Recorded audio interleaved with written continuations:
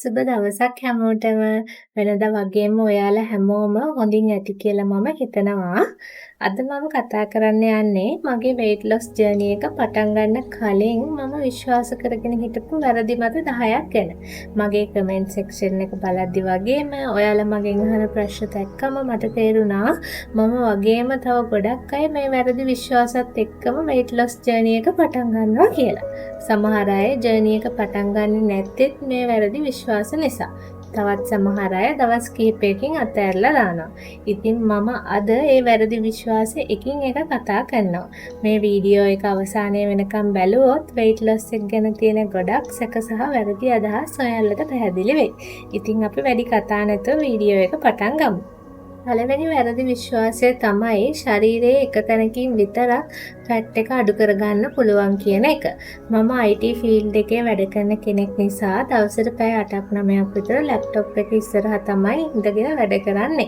ඒ නිසා මගේ බඩ හොඳටම වැඩි වුණා. ඒ වගේම ඉන දෙපැත්තේ ෆැට් එක ගොඩක් එකතු වෙලා තිබුණා. ඒත් මගේ කකුල් එච්චර මහත නැති නිසා මට ඕනේ බඩයි ඉනයි විතරක් අඩු කරගන්න. අර කොකාකෝලා බොටල් එකේ ෂේප් එක ගන්න තමයි මම හිතාගෙන හිටියේ. ඉතින් මම ඩයට් කරන්නත් එක්සර්සයිස් කරන්නත් පටන් ගත්තා. ටික දවසකින් මට තේරුණා මගේ බඩ අඩු වෙනවට වඩා කලින් මගේ අත් කකුල් මුහුණ වගේ තැන්වලත් වෙනසක් පේනවා කියලා. ඒ වෙලාවේ මට හරිම ප්‍රශ්නයක් වුණා. මොකද මට ඕනේ බඩ විතරක් අඩු කරගන්නනේ. ඉතින් මම මේ ගැන රිසර්ච් කළා. ඒ වගේම මට වඩා මේ ගැන දැනුම තියෙන අය කියන දේවලුත් අහලා බැලුවා. එතකොට තමයි මට තේරුනේ අපිට ශරීරයේ එක තැනකින් විතරක් ෆැට් එක අඩු කරන්න බෑ කියලා. මේකට කියන්නේ ස්පොට් රිඩක්ෂන් විත් එක කියලා. අපේ ශරීරයේ ෆැට් එක කොහෙද වැඩියෙන් තැන්පත් වෙන්නේ කියන එක බොහෝ දුරට ජානමය සාධක සහ ශරීරයේ ස්වභාවය අනුව තීරණය වෙන දෙයක්. ඒක අපිට කැමති විදිහට වෙනස් කරන්න බෑ. ඒ නිසා එකම බර තියෙන දෙන්නෙක් වුණත් එක්කෙනෙක්ගේ බඩ වැඩි වෙන්න පුළුවන්, තව කෙනෙක්ගේ කකුල් හෝ ඉන වැඩි වෙන්නත් පුළුවන්. ඒ වගේම ෆැට් ලොස් එක පටන් ගද්දී මුලින්ම ෆැට් එක අඩු වෙන්නේ කොහෙන්ද කියන එකත් අපිට තීරණය කරන්න බෑ. සමහර අයගේ මූණ ස්ලිම් වෙනවා, තවත් සමහර අයගේ අත් කකුල් මුලින්ම අඩු වෙනවා. හැබැයි හොඳම දේ තමයි ඔයා දිගටම හෙල්ති ඩයට් එකක් එක්සර්සයිස් කරනවා නම් අන්තිමට ඔයාට අවශ්‍ය තැන්වලත් ෆැට් එක අඩු වෙන්න පටන් ගන්නවා. ඉතින් බඩ අඩු කරගන්න ගිහින් මුලින්ම කකුල් හරි අත් හරි ස්ලිම් වෙනවා කියලා දුක් වෙන්න එපා. ඒක වැරදි දෙයක් නෙවෙයි. ඒක තමයි අපේ ශරීරය ෆැට් ලොස් කරන ස්වභාවික විදිය. ඊළඟට මම හිතාගෙන හිටපු වැරදි දෙයක් තමයි මීල් ස්කිප් කරාම නැත්නම් කෑම වේල් මගහැරියාම ඉක්මනට බර අඩු කරගන්න පුළුවන් කියන එක. මමත් එක කාලෙක මේක විශ්වාස කළා. බර අඩු කරගන්න නම් කන්නේ නැතුව ඉන්න ඕනේ කියලා හිතපු දවස් තිබුණා. හැබැයි එහෙම ඉන්නකොට මට ගොඩක් බඩගිනි වෙනවා, ඇඟට ශක්තිය නැහැ වගේ දැනෙනවා, මහන්සිය කලන්ත ගතිය වගේ දේවල් එන්න පටන් ගත්තා. ඇත්තටම කෑම වේල් මගහැරිය කියලා අපේ ශරීරයේ ෆැට් එක ඉක්මනට අඩු වෙලා යන්නේ නැහැ. ඒ වෙනුවට පස්සේ ලොකු බඩගින්නක් එන නිසා වැඩිපුර කෑම කැවෙන්නත් පුළුවන්. මම ඔයාලට මේ සරලව කියන්නේ. දිගු කාලයක් දිගටම අවශ්‍ය ප්‍රමාණයට වඩා ගොඩක් අඩුවෙන් කනවා නම් ශරීරයේ ඒට අනුවර්තනය වෙන්න බලනවා. ඒ නිසා මෙටබොලිසම් එක ස්ලෝ වෙලා දවසකට දහනය වන කැලරි ප්‍රමාණය අඩු කරනවා. ඒ නිසා බර අඩු කරගන්නවා කියන්නේ බඩගින්න ඉන්නවා කියන එක නෙමෙයි. වැඩිපුර ප්‍රෝටීන්, ෆයිබර් අඩංගු ආහාර, සම්බර ආහාර වේලක් ගත්තොත් දිගු වේලාවක් බඩ පිරුණු හැඟීමකින් තියෙනවා. ඒ වගේම මෙටබොලිසම් එක හොඳින් ක්‍රියා කරන නිසා බර අඩු කරගන්නත් ලේසි වෙනවා. ඔයාම නෝටිස් කරලා බලන්නකෝ බිත්තර එහෙම කාපු දවසට ගොඩක් වෙලාවක් යනකම් බඩගිනියෙන්නේ නැහනේ.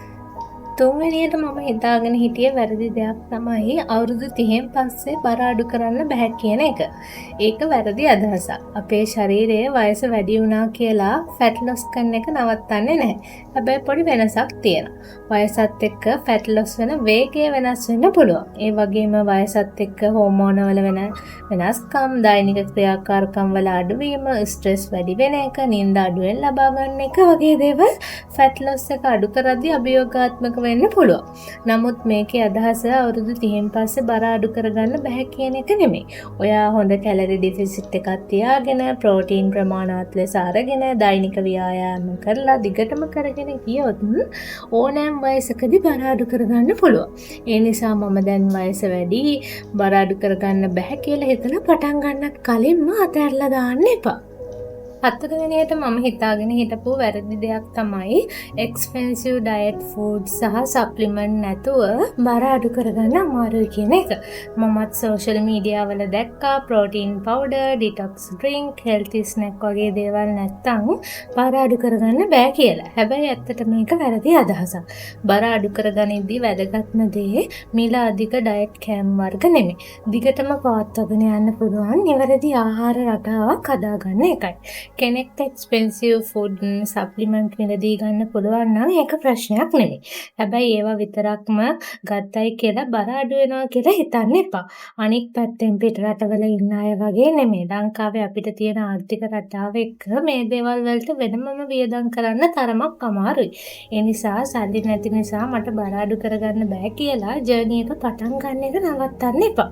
ගෙදර තියෙන සාමාන්‍ය ආහාර වලින් හොඳ බැලන්ස් මීල් එකක් හදාගන්න පුළුවන්. සප්ලිමන්ට් කියන්නේ සමහර අයට පහසුවක් ලබා දෙන දෙයක් විතරයි. හොඳ බැලන්ස් ඩයට් එකක් ගන්නවා නම් සප්ලිමන්ට් නැතුවත් හෙල්ති weight loss එකක් කරගෙන යන්න පුළුවන්. හොඳම උදාහරණය තමයි මම. පස්වෙනියට මම හිතාගෙන හිටියා බර අඩු කරගන්න නම් ජිම් එකට යන්න ඕනේ කියලා. මම කිලෝ 86ක් බර තිබුණානේ. ඉතින් මට ගොඩක්ම හිතුණා කිලෝ 26ක් කොහොමද ගෙදරදී අඩු කරන්නේ. ඒක නම් වෙන්නම් බැරි දෙයක්. ජිම් එකට යන්නම ඕනේ කියලා. ඒත් කම්මැලිකමට මම ගියෙත් නෑ. හැමදාම හිතනවා විතරයි. ඊට පස්සේ තමයි මම ගෙදරදී හෝම් වර්ක්අවුට් කරන්න පටන් ගත්තේ. ඔයාටත් ගෙදරදී එක්සර්සයිස් කරන එක, ඩාන්සින් කරන එක, ස්කිපින් කරන එක, බයිස්කල් පද්දීම වගේ ඕනම ශරීරයේ චලනය වන ක්‍රියාකාරකමක් කළත් කැලරි දහනය වෙනවා. ඒත් මතක තියාගන්න බර අඩු කර ගැනීමේදී ලොකුම කොටස තීරණය කරන්නේ ආහාර පුරුදු. එක්සර්සයිස් කරන එක ඒකට අමතර සහායක් දෙනවා. ඇඟ හැඩ කරනවා. ඒ නිසා ජිම් මෙම්බර්ෂිප් එකක් නැහැ කියලා බර අඩු කරගන්න ගමන තවත් පස්සට දාන්න යන්න එපා. ගෙදරදීම try කරන්න. හයවෙනියට මම හිතාගෙන හිටපු වැරදි දෙයක් තමයි කාබ්ස් කියන්නේ සම්පූර්ණයෙන්ම නරක දෙයක් කියලා. බර අඩු කරගන්න නම් ඒවා සම්පූර්ණයෙන්ම අතාරින්න ඕනේ කියන එක මම හිතුවා. බත් කන්න බෑ බර අඩු කරද්දි කියලා හිතුවා. හැබැයි පස්සේ තේරුණා කාබෝහයිඩ්‍රේට් කියන්නේ අපේ ශරීරයට අවශ්‍ය ප්‍රධාන ශක්ති ප්‍රභවයක් කියලා. අපිට දවස පුරා වැඩ කරන්න, ඇවිදින්න, එක්සර්සයිස් කරන්න ශරීරයට ශක්තිය ඕනේ. ඒ එනර්ජි එකෙන් වැඩි කොටසක් එන්නේ කාබෝහයිඩ්‍රේට් වලින්. ඒ නිසා බර අඩු කරද්දී සම්පූර්ණයෙන්ම බත් පාන් වගේ කාබ්ස් වැඩිපුර අඩංගු ආහාර සම්පූර්ණයෙන්ම අයින් කරන්න ඕනේ නැහැ. වැදගත්ම දේ තමයි ඒවා කන ප්‍රමාණය. බත් පාන් නූඩල්ස් වගේ ආහාර පොඩි ප්‍රමාණයක් එක්ක ප්‍රෝටීන් බහුල ආහාර සහ එළවලු වැඩියෙන් කන්න ඕනේ. ලංකාවේ අපි පිඟාන පිරෙන්න බත් බෙදා ගන්නවානේ. එහෙම නැතුව බත් අඩුවෙන් එළවලු මස් මාළු බිත්තර වැඩියෙන් කන්න. එතකොට බත් නවත්තන්න අමාරු කෙනෙක්ට උනත් බර අඩු කරගන්න පුළුවන්. ඒ නිසා මතක තියාගන්න කාබ්ස් ඔයාගේ හතුර නෙමෙයි. හතුර වෙන්නේ අවශ්‍ය ප්‍රමාණයට වඩා වැඩිපුර කන එක තමයි. හත්වෙනියට මම හිතපු දෙයක් තමයි එක දවසක් වැරදුනහම චීට් මීල් එකක් කෑවහම අසනීපයක් වෙලා සතියක් විතර කෑම කන රටාව එක්සර්සයිස් කරන්න බැරි වුණාම මම හිතුවා දැන් වැඩක් නැහැ ආයෙම මුලින් ඉඳන් පටන් ගන්න ඕන කියලා. ඒ නිසා අපව පටන් ගන්න නැතුවත් හිටියා. එහෙම වෙන්න එපා. ඔයා මාසයක් දෙකක් හරියට කරගෙන ආපු ප්‍රෝග්‍රස් එක දවසක් එක සතියක් නිසා විනාශ වෙන්නේ. ඔයා ආපහු මුලටම යන්න ඕනේ. ආයෙම නවත්තපු තැන ඉඳන් හරියට පටන් අරගෙන කරගෙන යන්න. කන්සිස්ටන්සි එක තියාගන්න. කොච්චර වැරදුනත් ආයෙ පටන් අරගන්න කෙනා තමයි අවසානයේ දක්වා යන්නේ. අටවෙනියට මම හිතාගෙන හිටිය දෙයක් තමයි බර අඩු කරනවා කියන්නේ මාස 2ක 3ක වැඩක් කියලා. මේක ඉක්මනට කරගත්තොත් වැඩේ ගොඩ කියලා මම හිතුවා. නමුත් ඔයාලා දැකලා ඇති ගොඩක් අය මහන්සි වෙලා ගොඩක් රෙස්ට්‍රික්ෂන් තියෙන ඩයට් ප්ලෑන් ෆලෝ කරලා ජිම් එකට ගිහින් මාස 3ක් 4ක් වර්ක්අවුට් කරලා බර අඩු කරගෙන ලස්සනට ඉඳලා ඊට පස්සේ මාස 6-7කට පස්සේ ආයෙ අර හිටපු ලොකු සයිස් එකටම ගිහිල්ලා. ඒ මොකද යාලා හිතන්නේ බර අඩු කරගන්නවා කියන්නේ මාස 2ක 3ක ප්‍රොජෙක්ට් එකක් කියලා. ඉලක්කයට ආවට පස්සේ දැන් වැඩේ ඉවරයි කියලා පරණ කෑම පරණ ජීවන රටාවට යනවා. ඒ නිසා ආයෙ බර වැඩි වෙනවා. බර අඩු කරගත්තා වගේම ඒක මේන්ටේන් කරගෙන යන එකත් ඉතාම වැදගත්. ඒක ලයිෆ් ටයිම් හැබිට් එකක්. ඒ නිසා හැමදාම කරගෙන යන්න පුළුවන් ආහාර සහ ජීවන රටාවකට පුරුදු වෙන එක ඉතාම වැදගත් වෙනවා. ඊළඟට මම හිතපු දෙයක් තමයි බර අඩු කරගන්න නම් පැය ගණන් එක්සර්සයිස් කරන්න ඕන කියලා. ඒ නිසා මම දන්නවා ඔයාලත් මට දවසට පැය 2ක් එක්සර්සයිස් කරන්න බෑනේ කියලා හිතලා වෙලාවක් නැහැනේ මම ජොබ් එකක් කරනවා නේ කියලා හිතලා ජර්නි එක පටන් ගන්නවත් නැහැ. ඒ වෙනුවට ඔයාලට පුළුවන් විනාඩි 20කින් පටන් ගන්න. ඇවිදින්න, ගෙදර එක්සර්සයිස් කරන්න, ඩාන්ස් කරන්න වගේ ඕනම දෙයක් කරන්න පුළුවන්. වැදගත් දේ පැය ගණන් එක දවසක් එක්සර්සයිස් කරන එක නෙමෙයි. දවසට පොඩි වෙලාවක් හරි එක දිගට කරගෙන යන එක තමයි වැදගත්ම දේ. මතක තියාගන්න වෙලාව නැහැ කියලා කිසිම දෙයක් නොකර ඉන්නවට වඩා පොඩි පියවරකින් හරි පටන් අරගෙන දිගටම කරගෙන යනකොට ලොකු වෙනසක් ඇති වෙනවා. වෙනියට මම හිතාගෙන හිටපු දෙයක් තමයි බාරමයින් උපකරණයක් නැත්නම් ස්කේල් එකක් අනිවාර්යෙන්ම ඕනේ මේ weight loss journey එක පටන් ගන්න කියලා. මම දන්නවා ඔයාලත් එහෙම හිතලා මේක පටන් ගන්න එකත් පස්සට දාගෙන ඉන්නවා. weight loss එක මනින්න ඕනේ ස්කේල් එකේ අංකයෙන් විතරක් නෙමෙයි. සමහර වෙලාවට ස්කේල් එකේ ලොකු වෙනසක් නොපෙන්නුවත් ඔයාගේ ඇඳුම් ලිහිල් වෙනවා, මෙෂර්මන්ට් අඩු වෙනවා, බොඩි ෂේප් එක වෙනස් වෙනවා, ශක්තිය වැඩි වෙනවා වගේ වෙනස්කම් දකින්න පුළුවන්. ඒ නිසා ස්කේල් එකේ අංකය විතරක් බලලා අධෛර්යමත් වෙන්න එපා. ඔයාගේ ප්‍රෝග්‍රස් එක මනින්න මෙෂර්මන්ට්ස්, ෆොටෝස්, ඇඳුම් ෆිට වෙන විදිහ සහ ඔයාට දැනෙන වෙනස්කම බලන්න. ස්කේල් එක ප්‍රෝග්‍රස් එක මනින්න තියෙන එකම මාර්ගය නෙවෙයි. ඔයාගේ ශරීරයේ වෙන වෙනස්කම් අඳුරගන්න මේ ක්‍රමයක් තියෙනවා. ඉතින් අවසානයේදී ඔයාලට මේ වීඩියෝ එක වැදගත් වුණා නම් ලයික් කරන්න, ඔයාලගේ අදහස් කමෙන්ට් කරන්න අනිවාර්යයෙන්ම. සබ්ස්ක්‍රයිබ් කරන්නත් අමතක කරන්න එපා.